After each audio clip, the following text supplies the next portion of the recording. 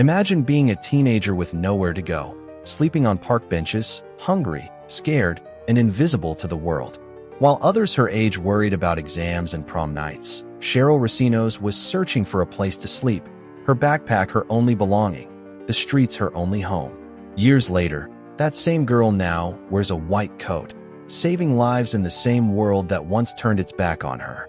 This is the story of Dr. Sheryl Recinos, a woman who turned homelessness into healing and pain into purpose. The streets of Los Angeles were alive with noise. But for 15-year-old Sheryl, the chaos of the city felt quieter than the noise inside her own heart. She pulled her worn jacket tighter around her thin frame, clutching a backpack that held everything she owned: a few clothes, a crumpled notebook, and a fading photograph of her family, from a time when things still made sense. Home had once been a word that brought comfort. Now, it was just a memory, replaced by nights spent on cold sidewalks, in crowded shelters, or huddled behind dumpsters to escape the chill. Every morning brought the same question: where will I sleep tonight? Drugs, crime, and danger lurked on every corner. Sheryl had seen friends disappear into addiction, into abusive relationships, into the endless cycle of hopelessness. She promised herself she wouldn't go down that path. But the temptation was there, the lure of something, anything, that could dull the pain. Every night, as she lay awake under a torn blanket, Sheryl would stare at the stars. They were her only constants, small sparks of light in an otherwise dark sky. She didn't know how or when, but she dreamed of escaping, not just the streets, but the feeling of being invisible, forgotten, unwanted. There were moments when she almost gave up, when the cold felt unbearable, when hunger twisted her insides, when she felt like no one in the world cared whether she lived or died. But then she would remember her younger self, the little girl who used to believe she could be anything, who loved science and helping people, who once dreamed of wearing a white coat and making a difference. That memory became her lifeline. Days blurred into weeks, and weeks into months. For Sheryl, survival had become a routine, a cruel rhythm of hunger, exhaustion, and fleeting safety. She learned which alleys were less dangerous, which shelters had space, and which corners offered a few hours of undisturbed rest. But beneath the surface, she was unraveling. One night, as the rain poured relentlessly, Sheryl crouched under a bus stop awning, shivering. Her shoes were soaked, her stomach empty, her spirit drained.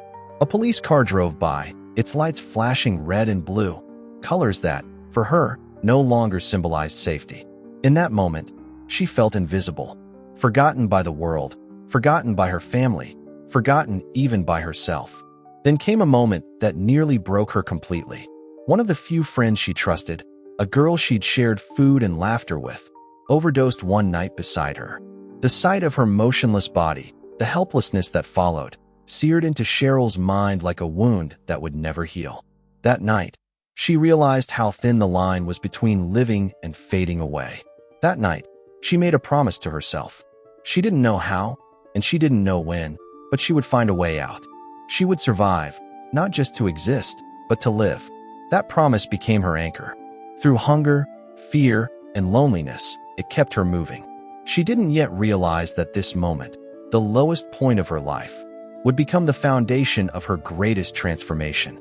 A shelter offered her a cot and a bus ticket to the community center down the street. The center smelled of coffee and detergent, and its fluorescent lights revealed faces lined with stories. There she met a caseworker, worn hands, resolute voice, who didn't look away. He listened, filled out forms, and slid a flyer across the table. GED classes starting that week. "You've got the grit," he said. "Let's make it count." The words landed like a small, unexpected gift. The classes were awkward at first. She sat among other adults with anxious smiles, the hum of fluorescent bulbs above, a cracked whiteboard that smelled faintly of chalk. Numbers and grammar felt like foreign languages after nights with no routine. But she showed up. She learned to organize a day. Along the way, she found mentors in unlikely places, a volunteer tutor who stayed late to help with algebra, a bus driver who offered encouraging nods, and a nurse at the free clinic who said, "You should keep studying. You've got a healer's heart." Those voices, steady and small, began to replace the chorus of doubt in her head. Months later, on a bright Thursday, She opened an envelope and felt an absurd, dizzy rush. She had passed the GED. The paper was simple, printed black on white, but to Sheryl it was a key, a permission slip to dream.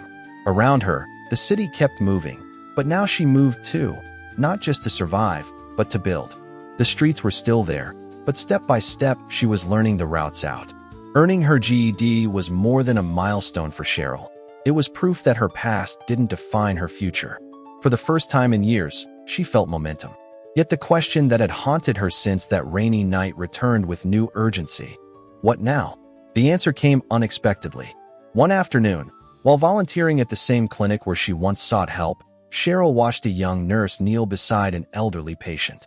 The nurse spoke softly, adjusted a bandage, and smiled, not because she had to, but because she cared. Something in that moment struck Sheryl deeply. Compassion, connection, healing. This was what she wanted to give. That night, she wrote in her journal, "I want to become a doctor." The words felt impossible. She was a former runaway, a woman who had slept in bus stations and skipped meals to afford notebooks.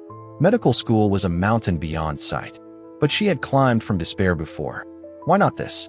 She began researching, piecing together the labyrinthine path: community college, prerequisites, endless studying, and the daunting MCAT.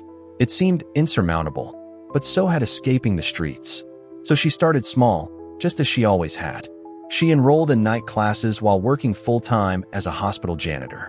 Each night, after mopping sterile floors and emptying bins, she'd linger in the hallways outside patient rooms. She'd watch doctors make rounds, listen to the rhythm of medical jargon, and imagine herself in their shoes. Exhausted but inspired, she'd return home and study anatomy under the flicker of a dim lamp. Her coworkers noticed. "You don't belong behind that mop," one orderly told her. "You belong in a white coat." The encouragement fueled her through sleepless nights and long shifts. She devoured textbooks, joined study groups, and leaned on every bit of support she could find. But progress came with pain. There were days when the weight of bills, fatigue, and lingering self-doubt nearly broke her. She questioned whether someone with her background had any place in medicine. Yet every time she considered giving up, she'd remember the patients she'd seen, frightened, vulnerable, human. She had been one of them once. And that connection, that empathy, became her driving force.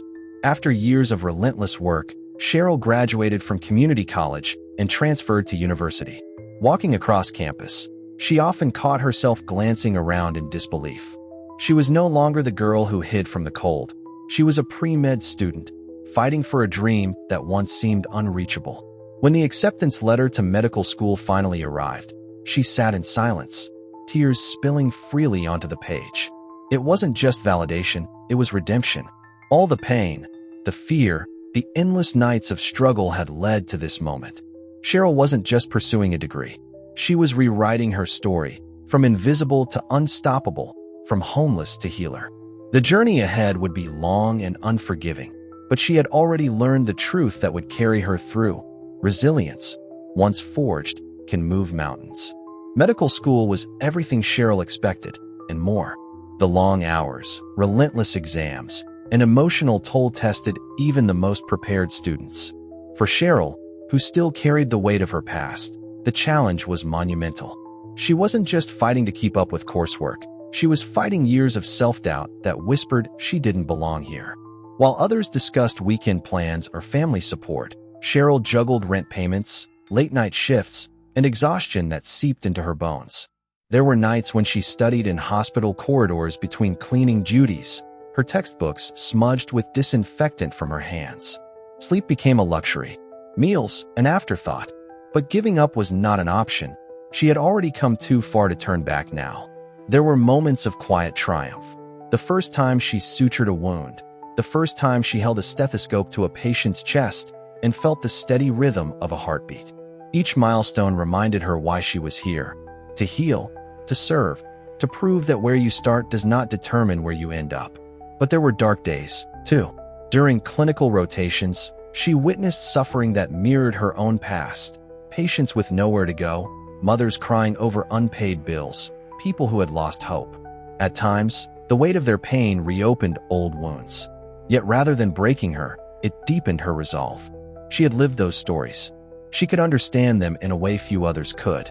Her empathy became her greatest strength.